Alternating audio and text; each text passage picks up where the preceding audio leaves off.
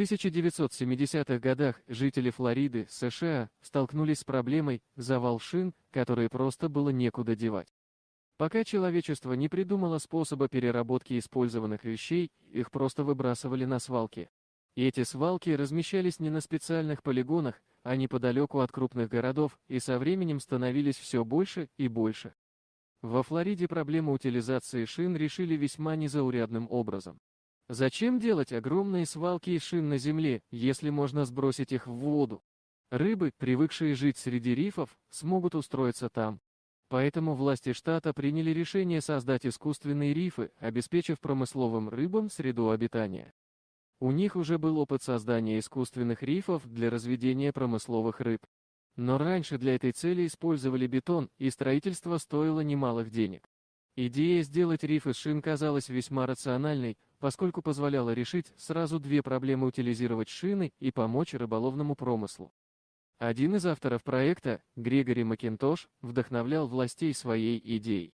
Шины, которые загрязняют сушу и выглядят ужасно, могут быть очень полезными. Мы создадим из них рыболовный риф.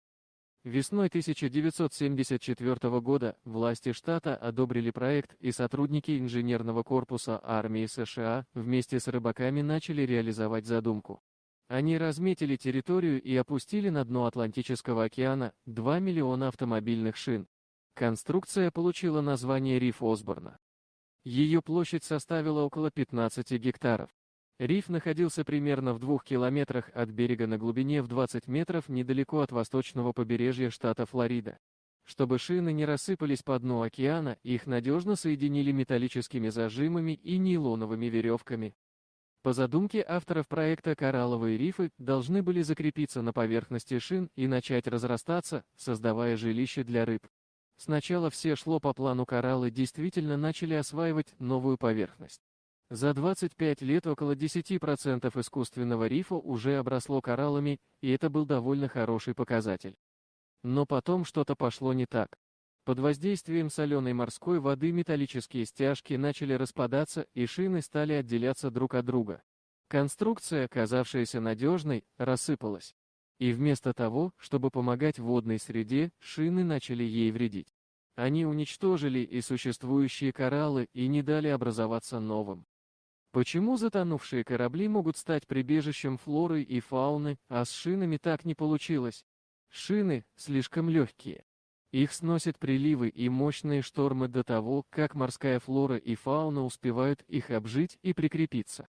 А разбросанные по всему морскому дну шины токсичны. Выпавшие из конструкции шины рассыпались по дну океана. Подводные течения, морские ветры и штормы разносили их все дальше и выбрасывали на берег. Шины засорили не только воду, но и близлежащие пляжи. И это только полбеды. Материал, из которого они сделаны, выделяет около 120 разных канцерогенов, вредящих морской флоре и фауне. А вода провоцирует выброс этих опасных веществ и разносит их по всему океану.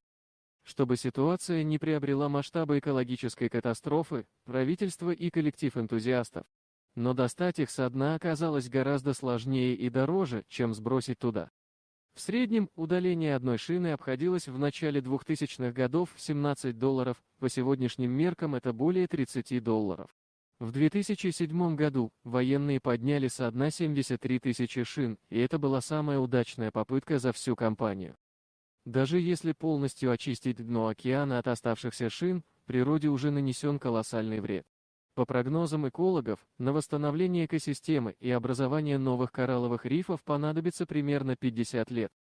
Дорогие друзья, если вам понравилось видео, поставьте лайк, а также подписывайтесь на канал, где найдете еще много интересного.